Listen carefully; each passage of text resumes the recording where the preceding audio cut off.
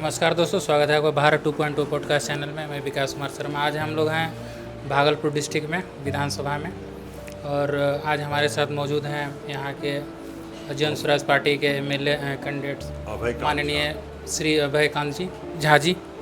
और हम इनसे जानेंगे कि सर जो हैं वरिष्ठ अधिवक्ता भी हैं, कैसे जन स्वराज पार्टी से सर जुड़े और किस प्रकार से सर को मोटिवेट किया कि मैं इस पार्टी को प्रमोट करूं, इस पार्टी के साथ जुड़ूं, इनके साथ काम करूं।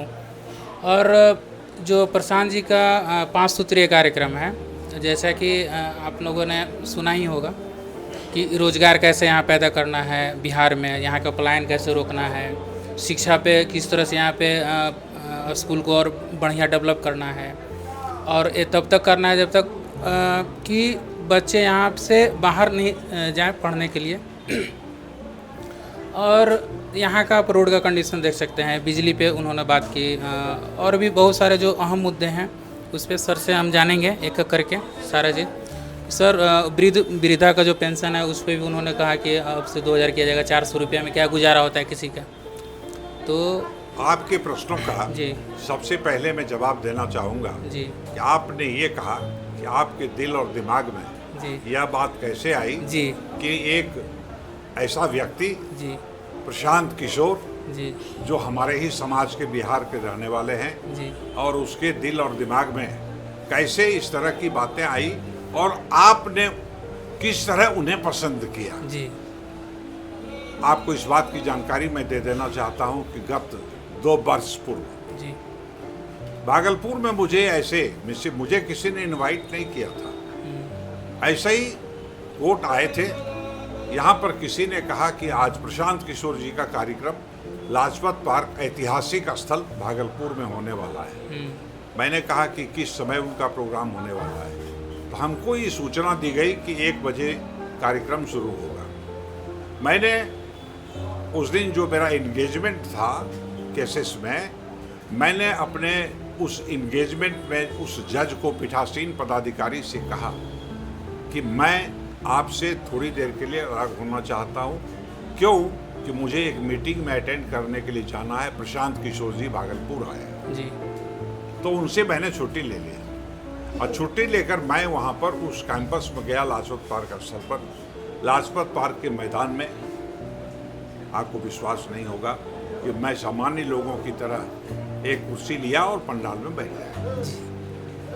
थोड़ी देर के बाद हमें पता चला कि अभी उनका प्रोग्राम जो है, हमारे प्रशांत जी का प्रोग्राम अभी होगा थोड़ी देर के बाद। किसी ने, हमारे कोई जान पहचान के लोग जो जनसुराज टीम से जुड़े हुए थे, उन्होंने हमें पहचान लिया। क्यों, हम लोग पहचान के तो मुहताज है नहीं। वहाँ पर जितने भी लोग थे, कम से कम आधे लोग तो हमें पहचान रहे थे। तो हमें कहा कि सर आप यहाँ बैठे हुए हैं, चलिए ना वहाँ, हमको अंदर लेके चलिए। मैंने प्रशांत जी से बातें की। उन्होंने बड़े ही मधुरता से और बड़े ही सौम्यता से उन्होंने हमारे साथ मुलाकात की और हम उनके गले मिले। वो गले मिलने से इनकार किए। वो कहे कि सर आप हमसे उम्र में बहुत अधिक हैं, बुजुर्ग हैं, इसलिए आपका आशीर्वाद हमें चाहिए। तब मैंने आपको अपना आशीर्वाद दिया। आपके व्यक्तित्व से हम बहुत प्रभावित हैं। आपकी बातें मैं सुनते रहता हूँ और उन बातों को सुनकर मैं लगता है कि कोई आदमी हमें इंस्पायर कर रहा है, और वह इंस्पिरेशन जो है वो हमारे लिए बहुत महत्व का विषय है। समझे ना जी। इसके बाद मैं आपको दूसरी बात बताना चाहता हूँ। उसके बाद कई एक मीटिंग में हम उनसे मिलते रहे, लेकिन वहाँ से जब पटना में हमको बुलाया गया, 9 बजे रात की बात है, हमें एक टेलीफोनिक सूचना मिलती है कि आपको सुबह पटना जाना है। मैंने कहा कि सुबह मैं जाऊंगा। तो उन्होंने, जो उनके व्यक्ति आए हुए थे नुमाइंदे, उन्होंने कहा कि गाड़ी सर लेके कितने बजे आ जाएं? बिल्कुल नहीं, गाड़ी लेके आप नहीं आएंगे, मैं अपनी गाड़ी से जाऊंगा और मेरे पास, हम अपने वाहन से जाएंगे, मेरे साथ मेरा लड़का रहेगा। और हम ठीक घड़ी के नोक पर 1 बजे वहाँ पर उस कार्यालय में, केंद्रीय कार्यालय में पहुँच गए। अब क्या कहें हम आपको अपने दिल की बात। उन्होंने जिस गर्मजोशी के साथ उन्होंने हमको वेलकम किया, मैं उस दिन को भुला नहीं सकता। इसलिए मैं उनका आभारी हूँ, उनके उस रेस्पेक्ट देने का कि उन्होंने एक ऐसे व्यक्ति का, जिस व्यक्ति को कोई आदमी एक साधारण व्यक्ति है, वे लोग जनसुराज के फाउंडर मेंबर हैं, लेकिन उन्होंने वो बढ़ चढ़ कर हिस्सा लिया और हमको वहीं पर बैठाया अपने बगल में। ठीक थोड़ी देर के बाद हमारा प्रेस कॉन्फ्रेंस होने वाला था। उस प्रेस कॉन्फ्रेंस में ले जाके उन्होंने हमें बैठाया और वहाँ पर हम और प्रशांत किशोर जी दोनों अगल बगल बैठे। शायद वह उसका वीडियो या सभी मीडिया में किया गया था, आप लोगों को उपलब्ध हुआ होगा या हो जाएगा। तो वहाँ पर प्रेस कॉन्फ्रेंस ख़त्म होने के बाद जो हमारा जो इंट्रोडक्शन उन्होंने किया, ऐसे समाज सेवी के रूप में किया, जो कि वास्तविक में समाज सेवी जिसे कहते हैं, उन्होंने हमें इस तरह से इंट्रोड्यूस किया। तो मैं उनके इन सारी बातों से बहुत प्रभावित हुआ और मैंने तुरंत वहाँ पर कहा उनसे कि अब मैं आपके साथ दिल से, आज से पहले से जुड़ा था, दिल से आज हम ऑफिशियल जुड़ने जा रहे हैं। और हमको उन्होंने उसी दिन सिंबल भागलपुर के लिए दे दिया जी। तो यह बहुत बड़ी बात है। कोई महान हृदय का आदमी हो, जिसके हृदय में एक ज्वाला है, जब तक ज्वाला नहीं जगेगी आपको किसी चीज़ के लिए, आप लोग पढ़े लिखे आदमी हैं, विद्वान लोग हैं, मैं आपसे ये कहना चाहता हूँ कि किसी काम को करने के लिए मनुष्य में जज्बा होना चाहिए। उसके दिल से ये बातें आनी चाहिए सब कि हमको सेवा करना है, सेवा करना है और सेवा ही करना है, इसके अलावा कुछ नहीं करना है। कहाँ तक आपको सफलता मिलेगी नहीं मिलेगी वो तो वक्त बताएगा, और वक्त के नब्ज को किसी ने नहीं देखा है, कोई नहीं देख पाया। इसीलिए इन बातों का जवाब देना मैंने उचित समझा। अब आगे सवाल किया। आगे सर, जो माइग्रेंट के बारे में बात कर रहे हैं कि जैसे यहाँ पे बहुत सारे जो हैं बिहार के जो युवा जो हैं बाहर में कमाते हैं, कम से कम उनका लाखों में संख्या है।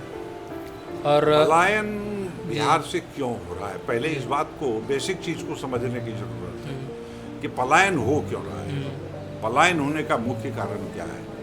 पलायन होने का मुख्य कारण यह है कि आ रहे हैं कि कहीं किसी बाहर के जगह में जाके हम अपना एडमिशन लें। यहाँ पर भागलपुर शहर की मैं बात करता हूँ, यहाँ इंजीनियरिंग कॉलेज है, यहाँ मेडिकल कॉलेज है, यहाँ पर तिलका मांझी यूनिवर्सिटी है, यहाँ पर एग्रीकल्चर यूनिवर्सिटी हो गया सबौर।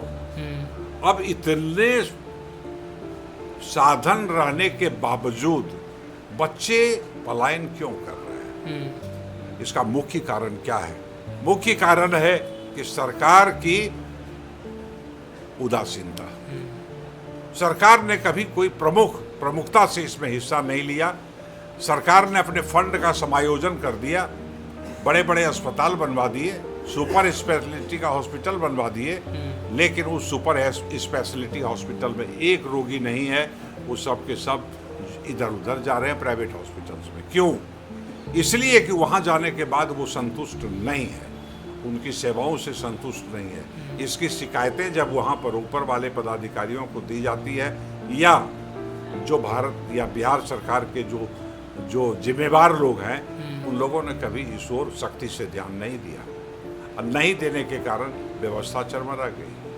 व्यवस्था चरमरा जाने के कारण लोगों ने समझ लिया और विश्वास खो दिया और वे बाहर जाने लगे। और सर, बेसिक शिक्षा का भी तो हाल वैसा ही है ना, जो अगर हम मिडिल स्कूल का बात करें, जहाँ पे सिर्फ भोजन पे ही वो काम चल रहा है, और कपड़ा और साइकिल ये सब, और पढ़ाई के नाम पर कुछ नहीं है।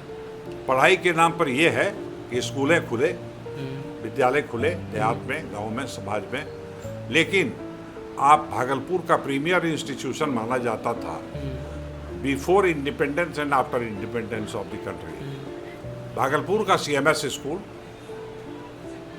भागलपुर का TNB कॉलेजिएट स्कूल, भागलपुर के ही मारवाड़ी स्कूल, भागलपुर का ही सबसे पुराना जिला स्कूल। जिला स्कूल में बच्चों की संख्या इतनी कम हो गई, जो कि आपको जब जाएंगे या हम लोग जब जाते हैं तो बड़ी चिंता होती है कि आज लोग यहाँ से क्यों, यहाँ के गार्जियन, अभिभावक अपने बच्चों को हटा रहे हैं। इसलिए कि शिक्षक रहते हुए भी पढ़ाई की कोई उचित व्यवस्था नहीं है।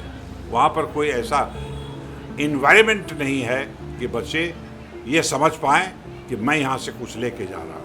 उसको ऐसा लगता है जो कि हम कुछ गवा के जा रहे हैं। जब आपके दिल में ये बात आ जाएगी तो कोई भी अभिभावक अपने बच्चों के लिए इतना बड़ा रिस्क नहीं लेगा। वो सोचेगा कि हम किसी अच्छे इंस्टीट्यूशन में पढ़ावें जहाँ पर कि हमारे बच्चे अच्छा एक लक्ष्य प्राप्त कर सकें। और रोजगार के लिए सर इंडस्ट्रियल डेवलपमेंट का भी जो बात होता है सिर्फ बात ही है, वहाँ यहाँ पे तो इंडस्ट्री का कहीं कोई हब उस तरह मैं का आपको यह स्पष्ट रूप से बता दूं, यह बात की चर्चा हम लोग गत 30 वर्षों से कर रहे हैं कि भागलपुर में सिल्क का उद्योग बहुत प्रमुखता से लोग ले रहे थे, लेकिन सिल्क उद्योग को बढ़ावा नहीं देके, प्रमोट नहीं करके उसके जो बुनकर हैं उसकी समस्याओं के प्रति जागरूक नहीं रखकर बल्कि उसे चूसने की कोशिश की। जीएसटी लगा दिया गया हर एक चीज़ पर, हर एक बिंदु पर, हर एक स्टेप पर, चाहे उसका बिजली के विभाग के तरफ से चाहे उसको प्रमोशन दिया जाए या उसे उद्योग लगाने के लिए कुछ सहयोग दिया जाए या उसको जो वीवर्स हैं उसको प्रमोट किया जाए कि तुम इतना माल जो अपना एब्रोड विदेश भेज रहे हो उस माल का खपत हम लोग यहाँ पर करेंगे, हमको उसको सप्लाई करो। और सिर्फ कह देने से नहीं चलता है कि भारतीय और भारत, तो भारतीय उत्पाद का अगर समायोजन और सही मूल्य उसको भारत में नहीं मिलेगा तो निश्चित रूप से वो दूसरे कंट्री में भेजेगा। वन डिस्ट्रिक्ट वन प्रोडक्ट तो होना ही चाहिए सर। यह किसके कारण हुआ? ये सरकार की उदासीनता के कारण हुआ। मेरे विचार से ये सरकार की उदासीनता का ही कारण है और उसके चलते इस तरह से हम लोग उदासीन हो गए। तो इसलिए मैं जन स्वराज की तरफ से इस बात के लिए अपने जो संस्थापक सदस्य हैं उनके सानिध्य में हम ये उम्मीद करते हैं कि हम सभी चीज़ों को पुनर्स्थापित कर सकेंगे। और फ्लड के बारे में भी सर यहाँ पे भागलपुर का सबसे बड़ी समस्या ये फ्लड की जो समस्या है, बाढ़ग्रस्त इलाका, बाढ़ग्रस्त इलाका भागलपुर शहर जो है, हम समझते हैं कि हम लोग जब से पैदा लिए हैं तब से देख रहे हैं और इस बातों के लिए चर्चाएं हर एक वर्ष होती है कि बाढ़ को नियंत्रित रखने की व्यवस्था की जाए, इसके लिए इतने 1000 करोड़ रुपए दिए गए, लेकिन हम लोगों को इस बात का पता नहीं चलता है कि अगर अनुदान या उसके लिए आपने फंड डाइवर्ट किया तो फंड है कहाँ? जमीन पर तो फिर दूसरे वर्ष बाढ़ आता है तो फिर वही घर डूब जाता है, फिर वही घर विस्थापित हो जाते हैं, वहाँ के लोग अपना माल मवेशी लेके चले जाते हैं दूसरे जगह पर कि अब बाढ़ जब ख़त्म होगा तभी हम वापस आए। तो ये स्थिति आज तक क्यों बनी हुई है भागलपुर के लोगों के लिए, यह एक दुर्दशा का एक मुख्य कारण यह भी है। इसके चलते यहाँ के बहुत बाढ़ प्रभावित इलाके में लोग त्रस्त हैं। और यहाँ अगर किसानों का सर भी हाल उसी तरह का है, जो किसानों की अवस्था और जो अभी वर्तमान में है, किसान मजबूर हो गए हैं। किसान जो खेती करते हैं, आज से 10 बरस पहले जो खेती की जाती थी, आज जो खेती की जा रही है, हम लोग भी किसान के पुत्र हैं, हम लोग जानते हैं किसान को क्या क्या समस्या होती है। और हमने इस बात का अंदाज़ा लगाया और हमने देखा कि अब पुराने तरीके से अगर कोई आदमी खेती करेगा तो उस आदमी को खेती करने के बजाय उसको खेत सरेंडर कर देना पड़ेगा। अदरवाइज जब तक सरकार इस तरफ में जागरूक नहीं होगी, किसानों को प्रमोट नहीं किया जाएगा, किसानों का उत्पाद अगर सही ढंग से उसका मूल्य नहीं मिलेगा तो निश्चित रूप से किसान त्रस्त हो जाएंगे और किसान खेती छोड़ने पर मजबूर हो जाएंगे। दूसरी बात जो आप लोगों को जानना चाहिए कि यहाँ पर गन्ना का उत्पाद बड़े पैमाने पर होता है, मकई का उत्पाद बहुत बड़े पैमाने पर होता है, लेकिन आज तक सरकार ने इस बात पर कभी विचार नहीं किया कि चीनी बनाने का एक मिल भागलपुर में क्यों नहीं स्थापित किया जाए। क्या यहाँ जगह नहीं है? क्या यहाँ संसाधन नहीं है? क्या यहाँ गन्ना नहीं है? लेकिन आज तक इस पर एक दुखद बात है कि चर्चा तक किसी भी राजनीतिक दल ने नहीं किया। एयरपोर्ट की बात करते हैं आप, आज 30 बरस से लोग जूझ रहे हैं पहले कलिंगा का एक एयरपोर्ट यहाँ पर छोटा विमान आता था आपको भागलपुर में, सेंट्रल और कैंप जेल के ठीक बगल में, भागलपुर मुख्य स्थल है भागलपुर। लेकिन वह उसकी ये अवस्था है, दुर्दशा है कि आज तक ये लोग एक एयरपोर्ट नहीं दे सके भागलपुर को। और यहाँ के व्यापारी, यहाँ के प्रबुद्ध लोग, यहाँ का संस्थान के बड़े बड़े अधिकारी, सभी को परेशानी हो रही है। ट्रैफिक जाम तो सबसे बड़ा समस्या है सर यहाँ और पे। सबसे बड़ी समस्या ये जो आपने कहा हमको, ये बड़ा हमको अच्छा लगा। ट्रैफिक तो लगता है भागलपुर का जन्मसिद्ध अधिकार हो गया है कि ट्रैफिक जैम, और जैम को लेकर बचे अपना। अब तो हम लोग यहाँ की जनता जो है हिम्मत नहीं कर पाती है कि हम अपने बाल बच्चों को लेकर गाड़ी लेकर घर से निकले और निकल कर फिर सकुशल घर वापस लौट जाएंगे, इसकी कोई ठिकाना नहीं है। इसके लिए बड़े क्षुब्ध हैं लोग। आज तक ट्रैफिक का जो समस्या है वो बरकरार है, और लगता है कि वैसी समस्या का कोई निदान इन लोगों से नहीं होने वाला है। और सर अंतिम में आप अगर आप विजयी होते हैं तो पहला काम जो भागलपुर के लिए आप जो करना चाहेंगे? सर सबसे पहला काम हम बच्चों के लिए 2 काम करना चाहते हैं जो मेरे दिल में है। जी जी। कि बच्चे आज प्राइवेट स्कूल्स में,